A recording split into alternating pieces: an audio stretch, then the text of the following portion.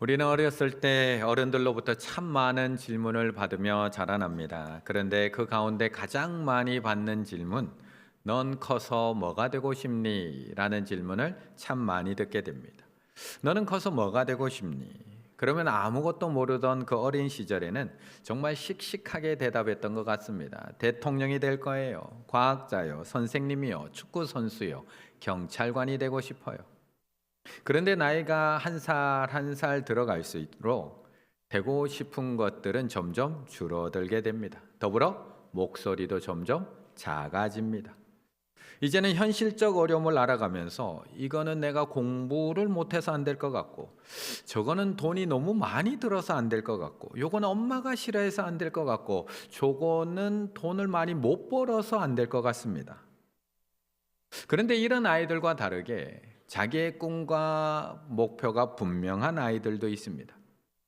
몇 년 전에 금쪽 상담소에 출연을 한 전 아나운서 박찬민 씨의 딸인 박민하 양이라는 친구가 있습니다. 이 친구는 너무나 똑똑하고 하고 싶은 것, 되고 싶은 것도 명확한 아이였습니다. 이 친구가 되고 싶은 것은 최초의 배우 출신으로 올림픽 사격 선수가 되는 겁니다. 그리고 유명한 작가가 되어서 자기가 쓴 시나리오에 자기가 주인공으로 출연하는 것, 그것이 이 민하 양의 꿈이었습니다. 많은 패널들이 이 민하 양의 이 꿈과 포부를 듣고 다들 부러워하기 시작을 합니다.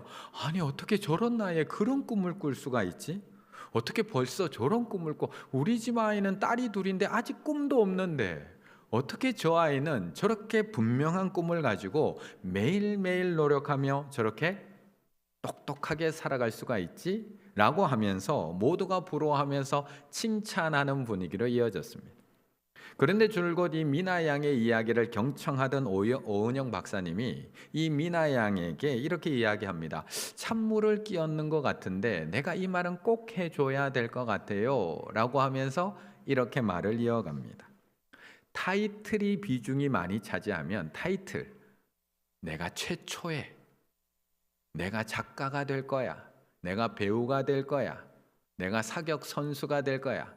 타이틀이 많은 비중을 차지하면 내가 어떤 사람이냐가 중요하지, 내가 의사냐 교사냐가 중요하지, 내가 어떤 사람으로 살아가고 싶은지에 대한 비중은 줄어들게 됩니다 라고 이야기해 줍니다. 우리는 이처럼 늘 누군가에게 뭐가 되고 싶은지를 물을 때 타이틀을 묻고 대답합니다. 배우가 되고 싶고, 사격 선수가 되고 싶고, 작가가 되고 싶고, 의사가 되고 싶고, 교사가 되고 싶어 합니다. 그러다 보면 어떤 타이틀, 직업을 가진 사람이 되느냐가 중요해집니다. 내가 무슨 직업을 가졌냐가 중요해집니다. 내가 지금 어떤 사람으로 살아가고 있느냐는 중요하지 않습니다. 내가 무엇이 되었느냐만 중요해진다는 겁니다. 그런데 어떤 타이틀이 아니라 어떤 사람이 되고 싶다라는 바람을 한번 가져보는 건 어떨까요? 이런 겁니다. 예수님처럼 온화한 사람이 되고 싶어요. 그냥 묵묵하게 사랑하며 기다릴 줄 아는 사람이 되고 싶어요. 힘들었던 시간보다 행복한 시간을 더 잘 기억하는 사람이 되고 싶어요. 나에게 주어진 것을 남에게 나눠주며 사는 사람이 되고 싶어요. 스스로를 질타하지 않고 남에게도 관대한 사람이 되고 싶어요. 어쩌면 우리가 되어야 할 사람은 어떤 타이틀이 아니라 어떤 사람으로 내가 살아가야 할지에 대한 삶의 모습이 아닌가라고 생각해 봅니다. 그렇다면 우리 성도님들은 남은 시간 어떤 사람으로 살아가고 싶으신가요? 비록 남들이 부러워하는 그런 멋진 타이틀을 가진 것은 아니지만 어떤 사람으로 살아가고 어떤 사람으로 기억되고 싶으신가요? 오늘 본문에는 이런 하나님의 약속을 믿고 말씀을 따라 강을 건너온 한 사람이 등장을 하고 있습니다. 2절의 말씀을 같이 한번 읽습니다. 2절입니다. 내가 내가 너로 너로 큰 민족을 이루고 내게 복을 주어 내 이름을 창대하게 하리니 너는 복이 될지라. 아멘.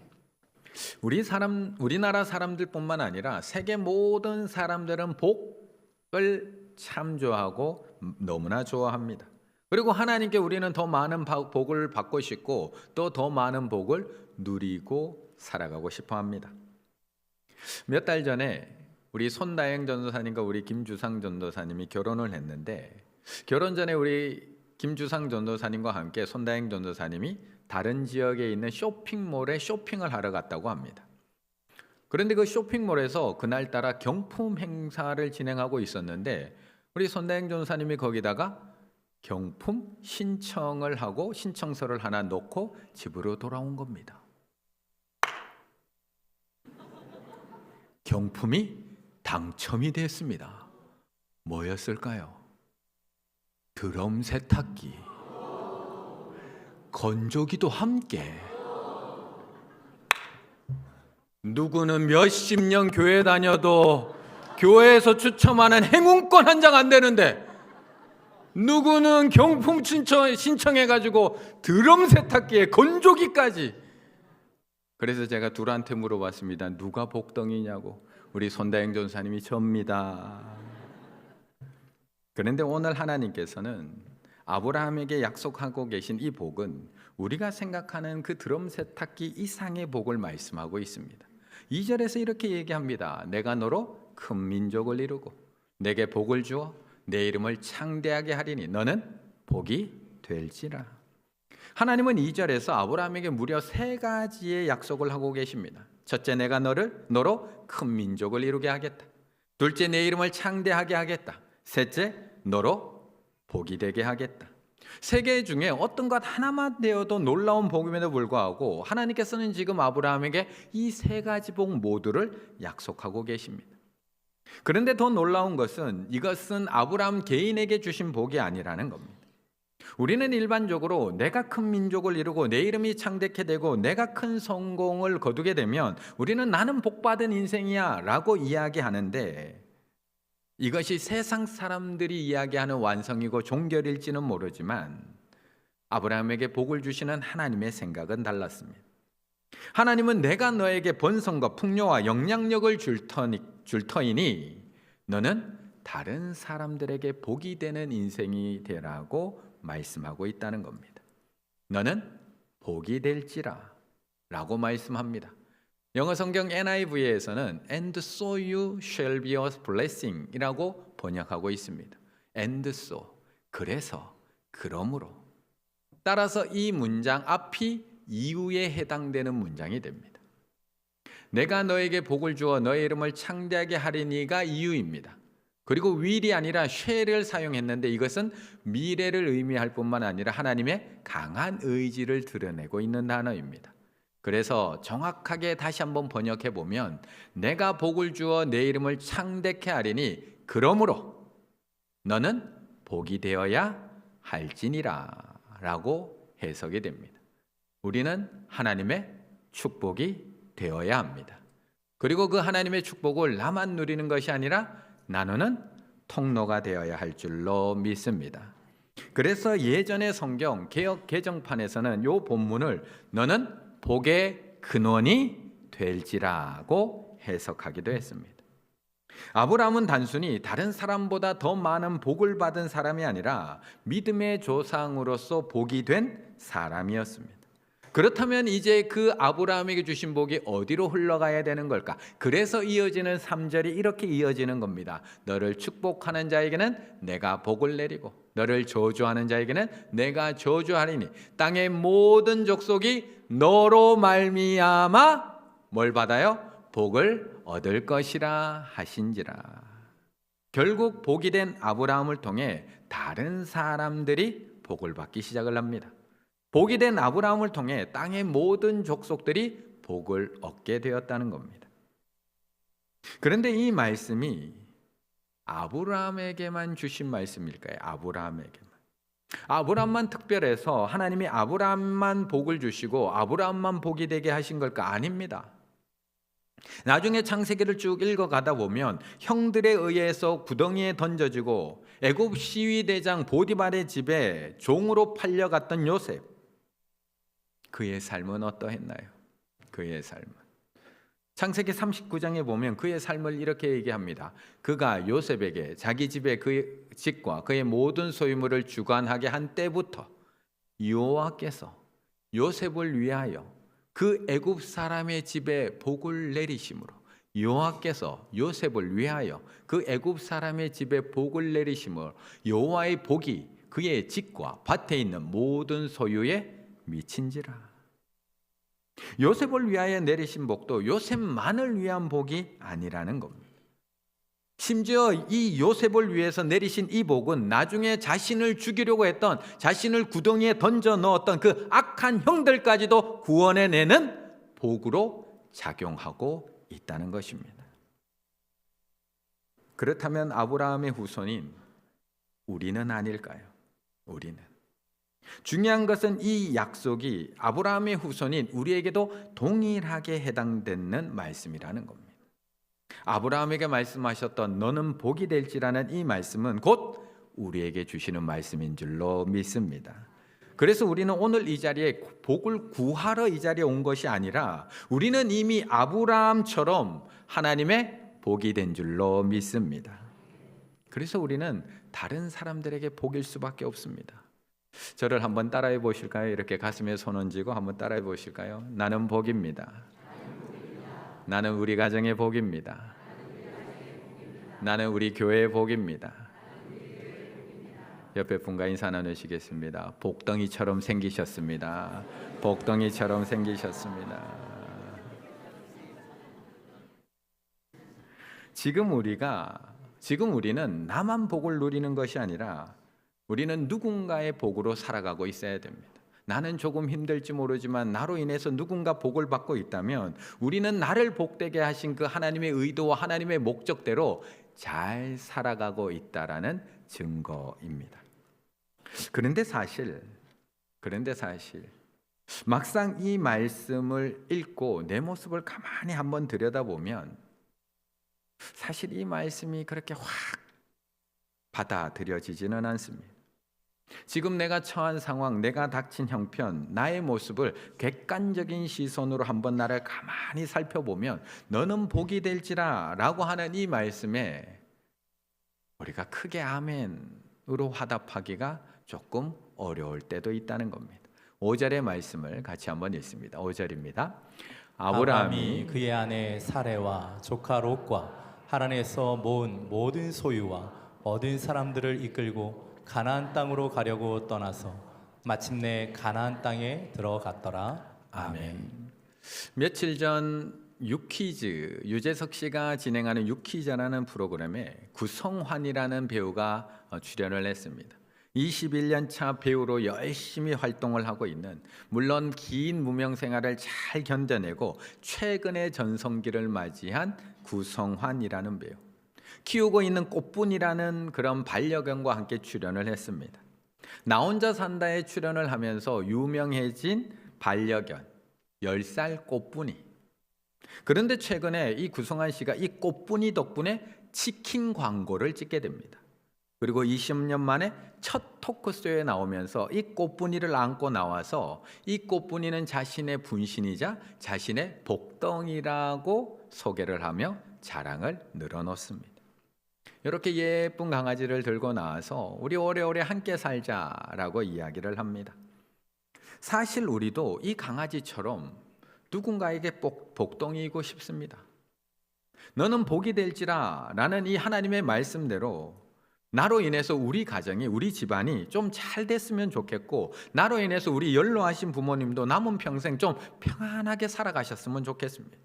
나로 인해서 우리 남편도 좀 잘 됐으면 좋겠고, 나로 인해서 우리 아내도, 나로 인해서 우리 자식들도 하나님의 복을 누리면서 좀 잘 살아갔으면 좋겠습니다. 나로 인해서 우리 충일교회도 조금 더 잘 되고, 나로 인해서 요셉처럼 여호와의 복이 그의 집과 밭에 있는 모든 소유에 미쳤으면 좋겠습니다. 그런데 아브라함, 아무리 봐도 복이 될 만한 가능성이 없습니다. 복이 될 만한. 우리가 지난주에 살펴보았듯이 창세기 10장부터 하나님께서는 노아에게 명령하십니다. 생육하고 번성하여 땅에 충만하라. 그리고 그 이후로 노아의 자손들의 이름을 쭉 기록해 놓고 있습니다. 야벳의 아들은, 함의 아들은, 셈의 아들은. 그러면서 족보 이야기가 그 뒤로 쭉 이어집니다. 그래서 오늘 본문, 우리가 읽은 본문 바로 앞인 10장에 보면 그 족보 이야기가 쭉 기록되어 있는데 계속해서 똑같이 10절부터 27절까지 단 하나도 빠지지 않고 반복되는 단어가 있습니다. 뭐죠? 낳았고 낳았으며 낳았고 낳았으며 낳았고 낳았으며. 다 읽어드릴까요? 네. 그리고 27절이 이렇게 마무리됩니다. 데라의 족보는 이러하니라. 데라는 아브람과 나홀과 하란을 낳고 하란은 롯을 낳았으며. 그럼 이제 아브라함의 이야기로 넘어가면서 어떤 단어가 연결되어서 나와야 될까요? 낳았고 낳았고 낳았고 낳았으며 낳은 후에 낳았으며. 그럼 하나님께서 복이 되라고 하신 아브라함에게도 어떤 단어가 주어져야 되나요? 그런데 11장 30절 아브라함의 이야기가 이렇게 된다는 겁니다. 사레는 임신하지 못함으로 자식이 없었더라. 성경이 얼마나 잔인한지 모릅니다. 이걸 대조하기 위해서 앞에 낳고 낳았고 낳았으며 이야기를 계속해서 이어집니다. 그리고 마지막 하나님께서 너는 복이 될지라고 하시니 아브라함이 등장하자마자 자식이 없었더라. 자식이 끊어진 한 사람의 이야기로 연결되고 있다는 겁니다. 그런데 이 아브라함에게 하나님께서 무엇을 약속하셨다고요? 2절, 내가 너로 큰 민족을 이루고. 가능성 보이시나요? 가능성이 전혀 보이지 않습니다. 자식 한 명 없는 아브라함에게 내가 너로 큰 민족을 이루고 모든 족속이 너로 말미암아 복을 얻는다. 그냥 기분 좋으라고 하시는 말씀 같게만 느껴집니다. 그래서 아브라함도 머뭇거릴 수밖에 없습니다. 가능성이 없는 자신의 모습을 보며 하나님이 약속해 주셨지만 가능성 없는 나의 모습을 보며 담대하게 하나님의 약속을 믿고 나아가지를 못합니다. 그래서 11장 31절 갈대아인의 우르를 떠났지만 가나안 땅으로 가고자 갈대아 우르를 떠났지만 하란에 이르러 중간에 하란에 이르러 거기 거류하였으며. 분명 하나님께서 가라고 하신 곳은 가나안입니다. 그런데 아브라함은 아버지 데라와 함께 가나안을 향해 가다가 우르에서 900km 떨어져 있는 하란에 거류하며 그곳에 꽤 오랜 기간 머물게 됩니다. 혹시 아직까지 하나님께서 아브라함에게 나타나지 않으셔서 그런 것일까? 하나님께서 우르에서 아브라함에게 나타나신 게 아니라 하란에서 하나님 앞에 나타나신 것은 아닐까? 우리가 그렇게 추측할 수도 있습니다. 그런데 그것도 아닙니다. 분명히 하나님께서는 우르에서 아브라함에게 나타나서 명령하시고 말씀합니다. 사도행전 7장 2절 3절 스데반이 이르되 여러분 부형들이여 들으소서. 우리 조상 아브라함이 하란에 있기 전 메소보다미아에 있을 때 우르에 있을 때 영광의 하나님이 그에게 보여 이르시되 내 고향과 친척을 떠나 내가 너에게 보일 땅으로 가라 하시니. 이미 나타나셨습니다. 그런데 왜 아브라함은 바로 가나안으로 가지 않고 하란에 머물렀던 걸까요? 물론 아버지 데라의 영향 때문에 하란에 갔을 가능성은 가장 높습니다.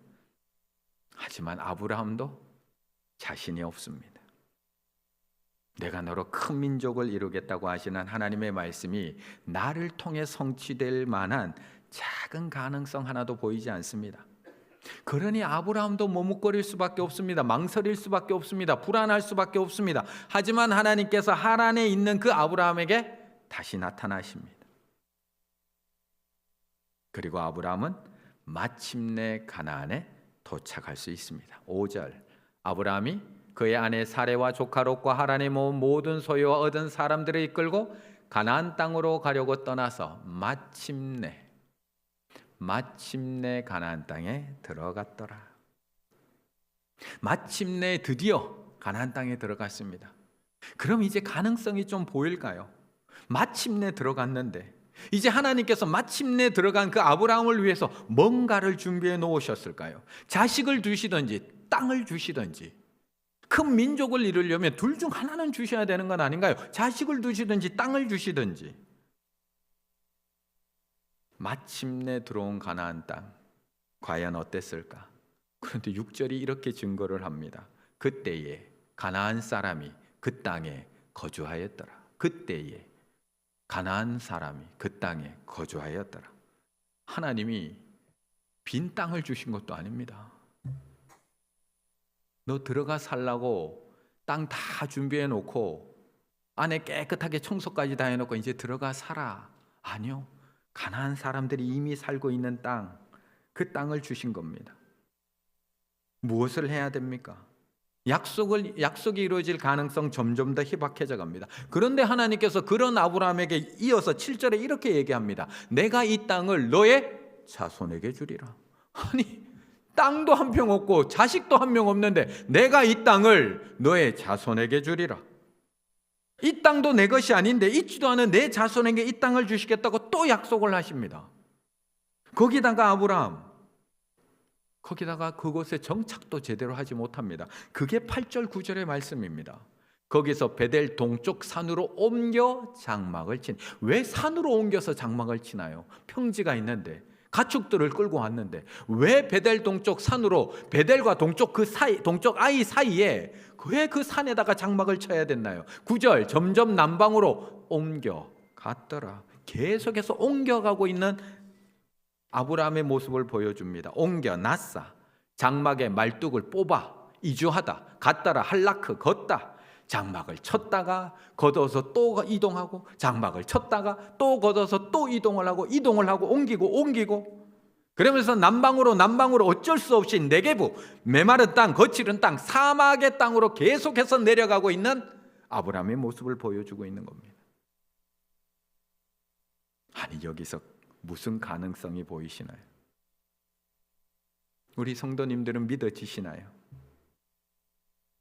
우리 성도님들은 오늘 나에게 약속하시는 이 말씀이 나에게 진짜 그대로 이루어질 거라고 믿어지시나요? 자식도 없는데, 아니 자식이 있어도 저 모양 저 꼴로 살고 있는데 큰 민족을 이루겠다고 하시는 하나님, 내 땅 한 평도 없는데, 강남은 두 번째 치고 이 충주에도 내 집 한 칸, 내 땅 한 평이 없는데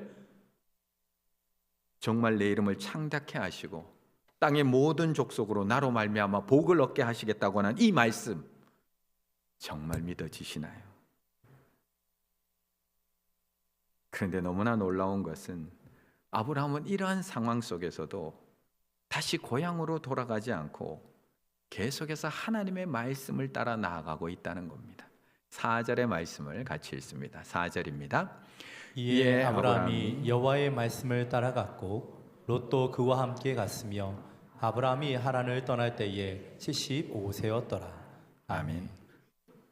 아무리 믿음이 좋은 사람이라도 이 정도의 상황에 다다르면 돌아가야 되는 것 아닌가요? 나로 큰 민족을 이룬다고 하셨는데 그렇게 낳던 그런 후손들이 나에게서 딱 끊어집니다. 나의 이름을 창대케 하시고 땅의 모든 족속이 너로 말미암아 복을 받는다고 하셨는데 내 땅 한 평이 없습니다. 내 집 한 칸이 없습니다. 가는 곳마다 경계심을 가지고 장막 치는 곳마다 나를 거부하고 싫어하고 나는 쫓겨갈 수밖에 없습니다. 이 정도면 계속 따라가야 되는 것이 아니라 다시 고향으로 돌아가는 게 맞는 것 아닌가요? 그런데 아브라함이 이제는 머뭇거리지 않습니다. 오늘 4절에 이렇게 이야기합니다. 이에 아브라함이 여호와의 말씀을 따라갔고, 뭘 따라갔다고요? 여호와의 말씀을 따라갔고. 지금까지 아브라함은 아버지를 따라 살아가던 인생이었습니다. 아버지를 따라 우르에 살았고 아버지를 따라 하란에 갈 수밖에 없었던 인생. 그런데 아버지를 따라 살아가던 아브라함이 드디어 여호와의 말씀을 따라가기 시작을 합니다. 우르에서 이미 하나님의 말씀을 들었지만 아버지를 따라가야만 했던 아브라함은 아버지와 함께 하란에 머물 수밖에 없었습니다. 그런데 이제 아버지가 하란에서 죽고 이제 혼자가 되었을 때 하나님의 말씀이 다시 그에게 임합니다. 이사야서 51장 2절. 너희의 조상 아브라함과 너희를 낳은 사라를 생각하여 보라. 아브라함이 혼자 있을 때, 외로이 혼자 있을 때 아무것도 의지할 사람 없이 혼자 있을 때 내가 그를 부르고 그에게 복을 주어 창성하게 하였느니라. 이후 아브라함은 아버지를 따라가는 삶에서 여호와의 말씀을 따라가는 삶으로 바뀌기 시작을 합니다. 그리고 이제는 망설임이 없습니다. 고민하지 않습니다. 머뭇거리지 않습니다. 그리고 말씀을 따라 마침내 가나안에 들어갑니다. 그리고 원주민들에 의해서 장막을 또 옮겨야 되고 또 옮겨야 되고 또 옮겨야 되는 상황이지만 두려워하지 않습니다. 아브라함은 말씀을 따라 또 옮겨가고 남방으로 그 척박한 땅으로 내려갑니다. 하지만 그 옮겨간 땅에서도 아브라함은 무엇을 하느냐? 8절, 거기서 베델 동쪽 산으로 옮겨 장막을 치니 서쪽은 베델 동쪽은 아이라. 그 도시가 있는데도 그 사이에서 머물 수밖에 없는 그였지만 그가 이곳에서 여호와께 제단을 쌓고 여호와 이름을 부르더니 그는 거기서도 감사의 제사를 드립니다. 아직 가능성 조금도 보이지 않으십니까? 가나안 땅에 마침내 들어오긴 했지만 아무것도 준비되어 있지 않으십니까? 하지만 하나님의 말씀을 따라 순종하며 살아갔던 아브라함, 그의 삶은 어떻게 되었을까요? 그의 삶은 정말 오늘 본문에서 약속하신 것처럼 큰 민족을 이루고 그의 이름은 창대하게 되었으며 그는 정말 복이 되었을까요? 정말로 복이 되었을까요? 마태복음 1장 1절 2절 같이 읽습니다. 시작. 아브라함과 다윗의 자손 예수 그리스도의 계보라. 아브라함이 이삭을 낳고 이삭은 야곱을 낳고 야곱은 유다와 그의 형제들을 낳고. 아멘. 그 끊어졌던 낳고가 예수 그리스도의 족보, 예수 그리스도의 계보에서 아브라함을 통해 다시 이어지고 있습니다. 아브라함과 다윗의 자손 예수 그리스도의 계보라. 우상집 아들 아브라함, 그는 하나님의 약속대로 믿음의 큰 민족을 이루었습니다. 그의 이름은 하나님의 약속대로 창대하게 되어서 오늘날 우리에게도 기억되고 우리도 그의 이름을 부르고 있습니다. 그는 수많은 영혼들을 구원하시는 예수 그리스도를 이 땅에 탄생케 하는 그런 아름다운 복의 통로, 복이 된 인생을 살게 되었다는 겁니다. 그런데 오늘 본문을 읽으며 우리가 주의 깊게 읽어야 되는 단어가 하나가 있습니다. 우리가 너무나 잘 알고 있는 본문이라서 너무나 쉽게 읽고 지나가는 본문이지만 반복되는 단어 하나. 오늘 이 본문을 이 단어에 액센트를 주면서 다시 한번 읽어보셨으면 좋겠습니다. 2절과 3절 함께 읽습니다. 시작. 내가 너로 큰 민족을 이루고 내게 복을 주어 내 이름을 창대하게 하리니 너는 복이 될지라. 너를 축복하는 자에게는 내가 복을 내리고 너를 저주하는 자에게는 내가 저주하리니 땅의 모든 족속이 너로 말미암아 복을 얻을 것이니라 하시니라. 아멘. 이건 우리가 하는 게 아니라는 겁니다. 내가 복이 되는 것은 우리가 할 수 있는 게 아니라는 겁니다. 내가 너로 큰 민족을 이루고 하나님이 우리로 큰 민족을 이루고 하나님이 우리에게 복을 주시며 하나님이 우리의 이름을 창대케 하시며 하나님이 우리에게 축복하는 자에게 내가 축복을 하고 하나님이 우리를 저주하는 자에게는 내가 저주하겠다고 말씀하고 있는 겁니다. 결국 하나님이 하신다는 겁니다. 그래서 오늘 이 말씀의 주어는 내가 아닙니다. 하나님입니다. 아브라함을 우르에서 불러내신 것부터 시작해서 그 후손들로 큰 민족을 이루고 그의 이름을 창대케 하시며 아브라함의 후손으로 오신 예수 그리스도를 통해서 우리 모두를 하나님의 자녀로 삼은 이 모든 일들을 이루시는 분은 하나님이신 줄로 믿습니다. 그렇다면 나를 통해서는 안 이루실까요? 나를 통해서는. 우상을 섬기던 집 아들 아브라함도 불러서 이렇게 사용하신 분이 하나님이라면 우리를 통해서는 이 약속 이루지 않으실까요? 저렇게 자식도 없고 땅도 한 평 없고 용기도 없어서 남방으로 쫓겨 내려가며 살아야 했던 아브라함도 복이 되게 하신 분이 하나님이라면, 복의 통로로 쓰신 분이 하나님이라면 우리는 그렇게 사용하시지 않을까요? 지금은 아무것도 보이지 않으십니까? 단 일의 가능성도 보이지 않으십니까? 믿고 나아갔는데 마침내 가나안 땅에 도착했는데 현실은 내가 생각했던 것보다 전혀 다른 최악의 상황이 날 기다리고 있습니까? 그렇다면 아브라함처럼 묵묵히 말씀을 따라가십시오. 하나님의 약속은 반드시 이루어진다는 걸 믿고 머무는 자리들마다 감사의 예배를 드리십시오. 우리를 복된 사람으로 만들어가는 그 과정임을 꼭 기억하시고 올 한 해도 아브라함처럼 가능성 따라가지 마시고요. 말씀을 따라가십시오. 2025년 올 한 해도 가능성 보고 갈까 말까 고민하지 마시고 오직 말씀을 따라 한 걸음 한 걸음 믿음으로 걸어가심으로 나만 복 받는 인생이 아니라 다른 사람들에게도 복을 나누며 전하는 복의 통로로 살아가시는 우리 충일의 가족들 다 되시기를 간절히 바라겠습니다.